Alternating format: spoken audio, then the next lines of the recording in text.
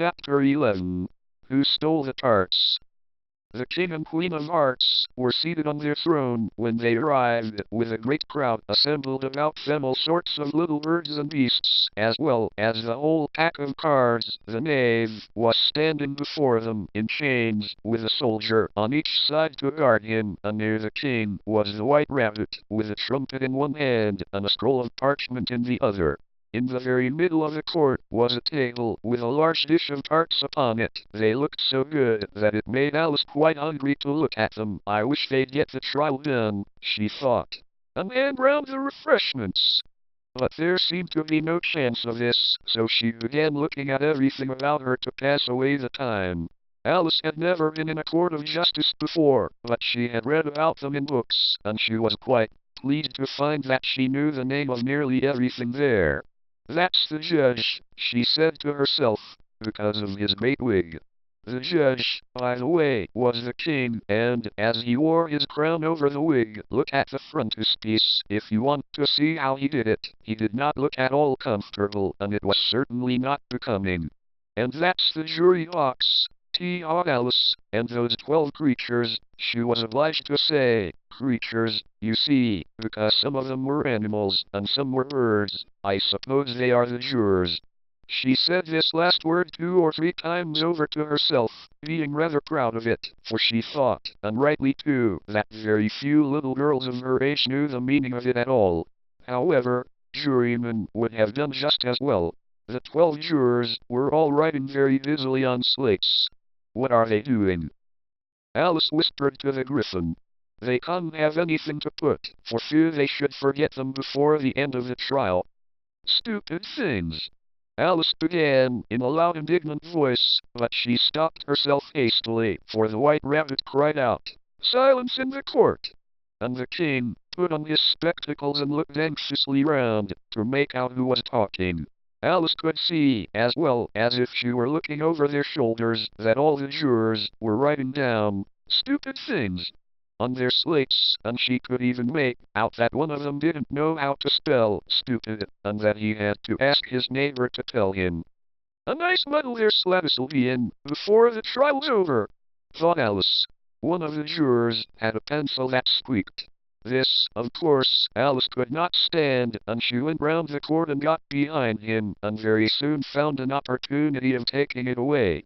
She did it so quickly that the poor little juror, it was Bill the lizard, could not make out at all what had become of it, so, after hunting all about for it, he was obliged to write with one finger for the rest of the day, and this was of very little use, as it left no mark on the slate.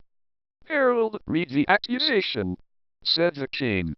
On this the white rabbit blew 3 blasts on the trumpet, and then unrolled the parchment scroll, and read as follows: "The Queen of Hearts, she made some tarts, all on a summer day. The Knave of Hearts, he stole those tarts, and took them quite away. Consider your verdict," the king said to the jury. "Not yet, not yet," the rabbit hastily interrupted. "There's a great deal to come before that." "Call the first witness," said the king, and the white rabbit blew 3 blasts on the trumpet, and called out, "First witness." The first witness was the Hatter. He came in with a teacup in one hand, and a piece of bread and butter in the other. "I beg pardon, your majesty," he began, "for bringing these in, but I hadn't quite finished my tea when I was sent for." "You ought to have finished," said the king. "When did you begin?" The Hatter looked at the March Hare, who had followed him into the court, arm in arm with the Dormouse.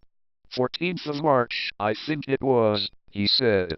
"15th, said the March Hare. 16th, said the Dormouse. "Write that down," the king said to the jury, and the jury eagerly wrote down all 3 dates on their slates, and then added them up, and reduced the answer to shillings and pence. "Take off your hat," the king said to the Hatter. "It isn't mine," said the Hatter. "Stolen!" the king exclaimed, turning to the jury, who instantly made a memorandum of the fact. "I keep them to sell," the Hatter added as an explanation. "I've none of my own. I'm a Hatter." Here the queen put on her spectacles and began staring hard at the Hatter, who turned pale and fidgeted. Give your evidence, said the king, and don't be nervous, or I'll have you executed on the spot. This did not seem to encourage the witness at all. He kept shifting from one foot to the other, looking uneasily at the queen, and in his confusion he bit a large piece out of his teacup instead of the bread and butter. Just at this moment Alice felt a very curious sensation, which puzzled her a good deal until she made out what it was. She was beginning to grow larger again, and she thought at first she would get up and leave the court, but on second thought she decided to remain where she was as long as there was room for her. I wish you wouldn't squeeze so, said the Dormouse, who was sitting next to her. I can hardly breathe. I can't help it, said Alice very meekly, I'm growing. You've no right to grow here, said the Dormouse. Don't talk nonsense, said Alice more boldly, you know you're growing too. Yes, but I grow at a reasonable pace, said the Dormouse, not in that ridiculous fashion. And he got up very sulkily and crossed over to the other side of the court. All this time the queen had never left off staring at the Hatter, and, just as the Dormouse crossed the court, she said to one of the officers of the court, Bring me the list of the singers in the last concert. On which the wretched Hatter trembled so that he shook off both his shoes. Executed whether you are nervous or not. I'm a poor man, your majesty, the Hatter began in a trembling voice, and I hadn't begun my tea in above a week or so, what with the bread and butter getting so thin and the twinkling of the tea. The twinkling of what? Said the king. It began with a T, the Hatter replied. Of course twinkling begins with a T, said the king sharply. Do you take me for a dance? Go on. I'm a poor man, the Hatter went on, and most things twinkled after fattly the March Hare said. I didn't. The March Hare interrupted in a great hurry. You did, said the Hatter. I deny it, said the March Hare. He denies it, said the king, leave out that part. Well, at any rate, the Dormouse said, the Hatter went on, looking anxiously round to see if he would deny it too, but the Dormouse denied nothing, being fast asleep. After that, continued the Hatter, I cut some more bread and butter, but what did the Dormouse say? One of the jury asked. That I can't remember, said the Hatter. You must remember, remarked the king, or I'll have you executed. The miserable Hatter dropped his teacup and bread and butter and went down on one knee. I'm a poor man, your majesty, he began. You're a very poor speaker, said the king. Here one of the guinea pigs cheered and was immediately suppressed by the officers of the court. As that is rather a hard word, I will just explain to you how it was done. They had a large canvas bag, which tied up at the mouth with strings. Into this they slipped the guinea pig, head first, and then sat upon it. I'm glad I've seen that done, thought Alice. I've so often read in the newspapers, at the end of trials, there was some attempt at applause, which was immediately suppressed by the officers of the court, and I never understood what it meant till now. If that's all you know about it, you may stand down, continued the king. On better. I'd rather finish my tea, said the Hatter, with an anxious look at the queen, who was reading the list of singers.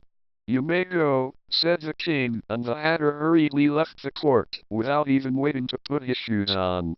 And just take his head off outside, the queen added to one of the officers, but the Hatter was out of sight before the officer could get to the door. Call the next witness, said the king. The next witness was the Duchess's cook. She carried the pepper box in her hand, and Alice guessed who it was, even before she got into the court. By the way, the people near the door began sneezing all at once. Give your evidence, said the king. Shan't, said the cook. The king looked anxiously at the White Rabbit, who said in a low voice, Your Majesty must cross-examine this witness. Well, if I must, I must, the king said with a melancholy air, and, after folding his arms and frowning at the cook till his eyes were nearly out of sight, he said in a deep voice, What are tarts made of? Pepper, mostly, said the cook. Treacle, said a sleepy voice behind her. Collar that Dormouse! The queen shrieked out. Behead that Dormouse! Turn that Dormouse out of court! Suppress him! Pinch him! Off with his whiskers! For some minutes the whole court was in confusion, getting the dormouse turned out, and, by the time they had settled down again, the cook had disappeared. "Never mind," said the king, with an air of great relief. "Call the next witness." And, he added in an undertone to the queen, "Really, my dear, you must cross-examine the next witness. It quite makes my forehead ache." Alice watched the White Rabbit as he fumbled over the list, feeling very curious to see what the next witness would be like. "For they haven't got much evidence yet," she said to herself. Imagine her surprise when the White Rabbit read out, at the top of his shrill little voice, the name, Alice.